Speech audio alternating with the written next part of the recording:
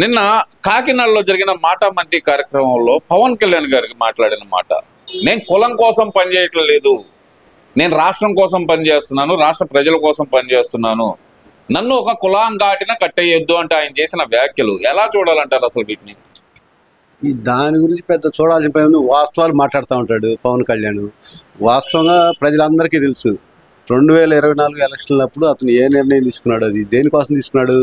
అతను పోటీ చేయడానికి చేతగా కాదు కదా, పొత్తు పెట్టుకొని బాబు గారితో ఈ అరాచక పాలనని అంతం చేయాలా, రాష్ట్రాన్ని బాగు చేయాలా, ఆ ఉద్దేశంతో పొత్తు పెట్టుకున్నాడు. అదే కూటమి ప్రభుత్వం తయారైంది. దాని ద్వారా రాష్ట్రంలో ఎక్కడైనా సరే అరాచకాలు జరిగినా కానీ ఏం జరిగినా కానీ ఒప్పుకోనని అప్పుడు చెప్పాడు, ఇప్పుడు చెప్తున్నాడు కూడా. ఎవరైనా రోడ్డు ఎక్కితే వాళ్ళని మడత పెడతాము, ఎవరైనా కానీ సరైన పద్ధతిలో నడవండి, ఈ చేతనైతే మీరు ధర్నాలు చేసుకోండి, ఇంకోటి చేసుకోండి, కానీ పద్ధతిగా చేయమని అడుగుతున్నాడు. అంతేగాని రౌడీజంగా మీ ఇష్టం వచ్చినట్లు చేస్తామంటే మేము ఊరుకోము, అట్లాంటివి మేము జరగనివని చెప్పి పక్కాగా చెబుతున్నాడు. రాష్ట్ర ప్రజల కోసం, ఆంధ్ర రాష్ట్రం కోసమే నా ఉద్దేశం అయితే అతను కూడా బాబు గారితో జత కలిసి రాజకీయాన్ని నడుపుతున్నారు. అంటే ఇక్కడ ఇంకా అసలు విషయానికి వస్తే కనుక నిన్న పవన్ కళ్యాణ్ గారు మాట్లాడుతూ, నేను హోమ్ మినిస్టర్ని అయిన ఉంటే కనుక వీళ్ళందరి సంగతి తేల్చేవాడిని, ఒక్కొక్కళ్ళంతా తేల్చేవాడిని అంటూ ఆయన చేసిన వ్యాఖ్యలు ఇప్పుడైతే కనుక వైరల్ అవుతున్నాయి. అదేమంటే అనిత గారిని కించపరుతూ అనిత గారిని తగ్గిస్తూ మాట్లాడారు, ఇదే అనిత గారి స్థాయి అంటూ వైసీపీ నాయకులు మాట్లాడుతున్నారు. దీన్ని ఎలా చూడాలంటారు? అనిత గారిని తగ్గించే స్థాయి ఉంది. ఇప్పుడు ఎవరికుండే పవర్స్ వాళ్ళకు ఉంటాయి. మనకు పదవి ఇచ్చారు, అది ఎట్లా ఉపయోగించుకోవాలనేది కొంతమందికి కొద్దిగా అటు ఇటుగా నిదానంగా ఉంటాయి. అదే పవన్ కళ్యాణ్ గారు అయితే డెసిషన్ అనేది 24 hours ఉంటుంది. అందుకని ఆ ఉద్దేశంతో మాట్లాడాడు. అదే కానీ నేనైతే మీ తాడు తీసేవండిరా అని. దానికి తప్పే ఉంది.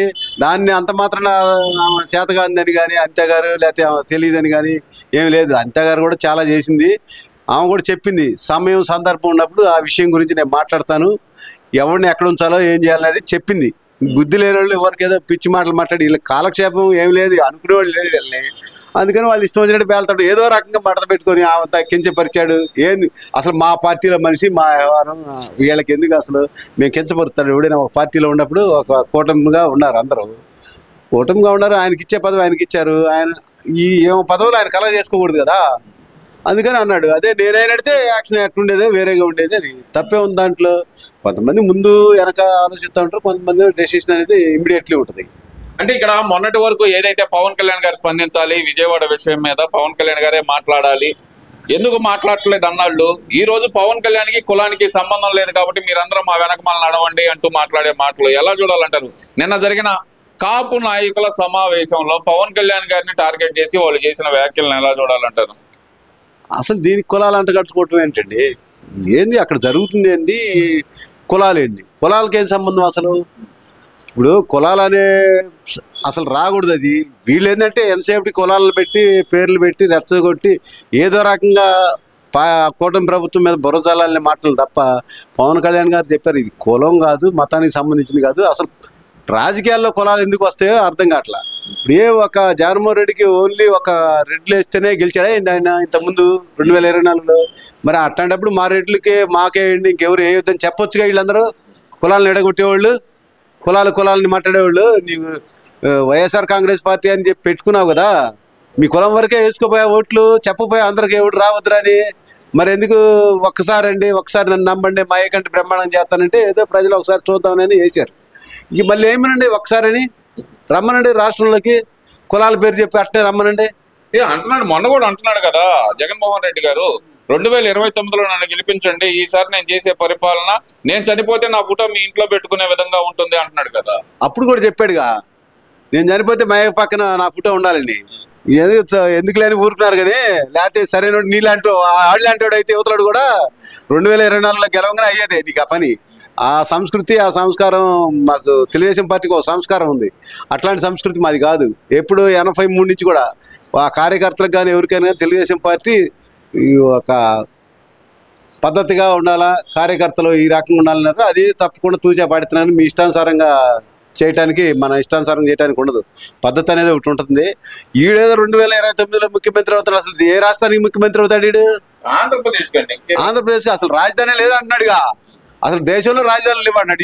ఇంకా రాజధాని లేనివాడికి ముఖ్యమంత్రి? రాజారెడ్డి రాజ్యాంగం నడుపుతాడే ఇంత అంబేద్కర్ రాజ్యాంగం తీసేసి అదే ఆ, రాష్ట్రాలకు ఏదో ముఖ్యమంత్రులు ఇది పదవులు అవసరం లేదు, రాష్ట్రాలకు పేర్లు అవసరం లేదు, ఆంధ్రప్రదేశ్ అని రాజధానులు అవసరం లేదు. ఏందా మాటలు? అది అసలు తెలిసి మాట్లాడుతున్నాడా తెలియక మాట్లాడుతున్నాడా? ఎవడన్నా చెప్తే అన్నా వినాలా, ఇదే రకం కాదు. మాజీ ముఖ్యమంత్రి అంటే మరి ఎవడన్నా విన్నావా అండి? ఎప్పుడన్నా కానీ రాష్ట్రాలకి రాజధాని అవసరం లేదనే మాట విన్నామా? లేదు ఇంతవరకు మరి 3 రాజధానులు మొన్నటిదాకా ఎందుకు ఎగిరా? రాజధాని లేదు వాస్తవమే. అప్పుడే చెప్పావా మరి? అమరావతి కూడా లేదు, ఏం లేదా రాజధాని, నేను ఉండదే రాజ్యాంగం, నా ఇల్లే రాజధాని అని చెప్పుకోకపోయావా? 3 రాజధానులు ఎందుకు జనానికి మోసం చేసావు? మళ్ళీ ఇప్పుడేమో మావిగానంట. ఏంది ఇటు అమ్మ 100 కిలోమీటర్లు మావిగాను. అసలు రాష్ట్రం మొత్తం రాజధానిని పెట్టలేదే.